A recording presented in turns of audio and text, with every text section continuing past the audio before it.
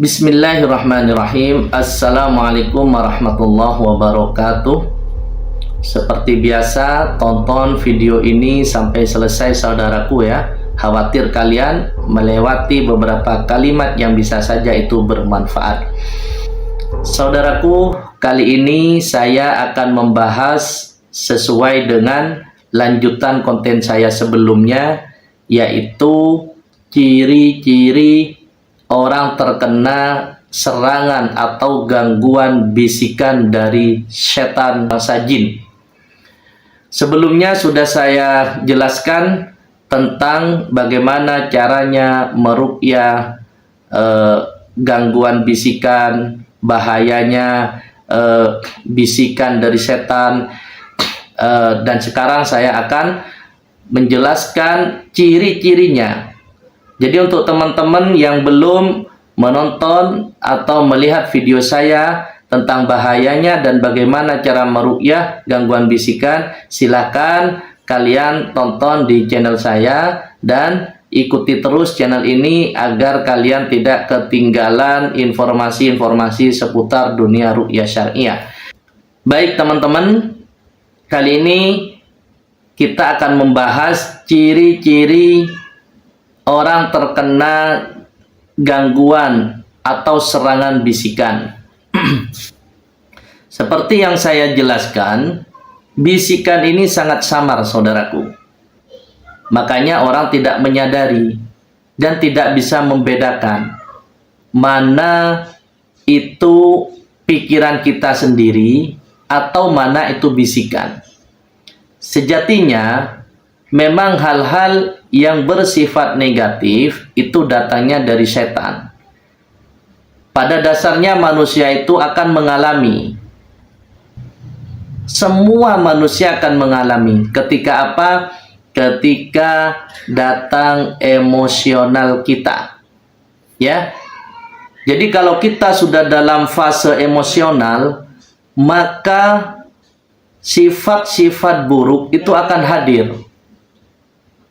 Sifat-sifat buruk itu akan datang kepada kita, di dalam hati kita itu akan berkata-kata. Cuman beda ketika kita memang sudah terkena bisikan yang ekstrim. Nah ini yang mau saya sampaikan. Bisikan yang ekstrim. Contoh nih.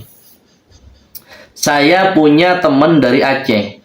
Beliaunya itu tidak bisa megang senjata. Ya, sajam. Karena kalau dia megang, dia disuruh untuk ditusukkan atau dia itu melakukan sesuatu yang melukai orang lain. Jadi dia sangat menghindari untuk memegang pisau atau sajam. Karena kenapa? Karena ketika dia megang sajam, maka dia itu harus melakukan tindakan yang sangat tidak diinginkan.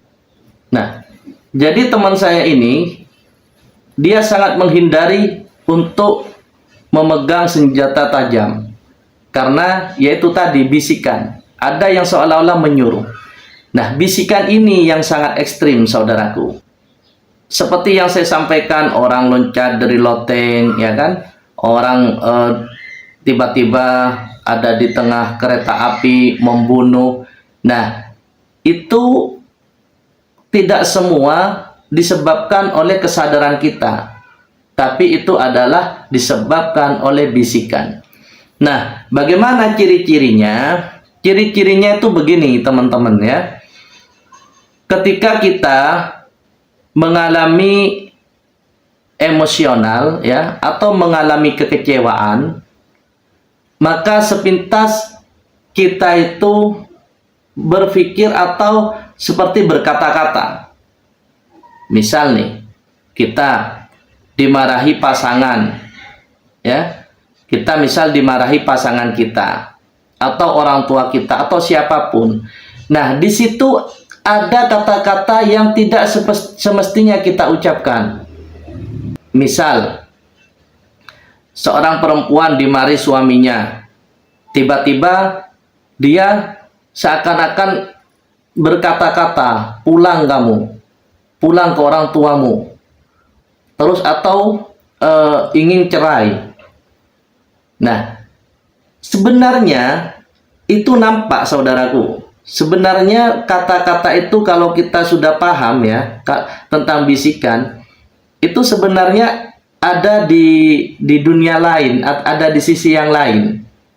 Nah, tapi kalau kita tidak tahu tentang bisikan, maka orang itu tidak bisa membedakan. Nah, ketika teman-teman sudah tahu tentang soal bisikan, ada sisi yang lain, maka insya Allah nanti ketika kalian mengalami tekanan, kekecewaan, amarah, kalian akan bisa membedakan itu. Apalagi mungkin kalian terkadang mengalami kemarahan kepada anak. Anak melakukan kesalahan. Tiba-tiba di bayangan kita ingin meremukkan dia, ya, ingin memukul kepalanya, ingin melakukan tindakan yang tidak manusiawi. Bahkan ada keinginan kita seakan-akan mau menghabisi anak kita. Padahal secara akal alamiah, secara naluri, ya, secara manusiawinya, mana mungkin kita sebagai orang tua akan melakukan itu. Nah, itulah ciri-ciri bisikan. Makanya tidak heran ada beberapa kasus yang sudah kita mungkin semuanya ketahui ya. Orang tua membunuh anak, akhirnya orang tuanya bunuh diri. Jadi tidak salah seperti di film-film itu. Kalau di film itu kan berlebihan. Artinya namanya film kan, teknisnya itu dimasuki ya, kurang lebih begitulah gayanya. Ketika dia membunuh anaknya atau membunuh siapa, jinnya keluar, baru dia melihat begini, loh kok seperti ini, baru dia juga mengakhiri hidupnya. Nah, itu yang harus kalian pahami dalam hal apapun, mau dengan pasangan, mau dengan anak kita ya, dengan orang lain, dengan saudara-saudara kita, terutama di dalam keluarga ini. Orang misal kena hutang ya, kena bisnis, hancur bisnis kita. Nah, sepintas itu ada bayangan kita berpikir ke depan bagaimana, terus seakan-akan kita dibayang-bayangi, padahal kita itu ada yang ngata-ngatain teman-teman, ada yang ngata-ngatain. Makanya tidak heran akhirnya mengakhiri hidup karena bisikan tadi.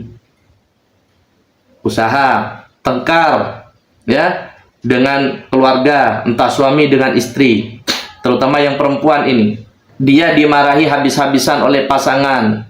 Misal si suami memarahi habis-habisan atau bahkan memukul. Kalau perempuannya pemberani, biasanya dia nanti akan diarahkan untuk ke dapur atau kemana mencari senjata tajam.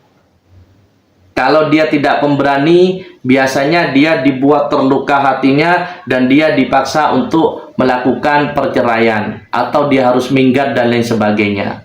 Hal-hal yang sebenarnya tidak ada dalam diri kita. Nah, ketemunya ketika itu sudah berlalu, sudah cooling down, baru kita merasa, loh kok seperti ini, loh saya kok harus melakukan ini ke anak saya, ke istri saya, ke suami saya. Nah, itulah ciri-ciri kalau kita kena gangguan bisikan. Paling tidak saudaraku sudah paham ya ciri-cirinya seperti itu, dan tinggal ditambahkan sendiri dalam hal-hal apapun.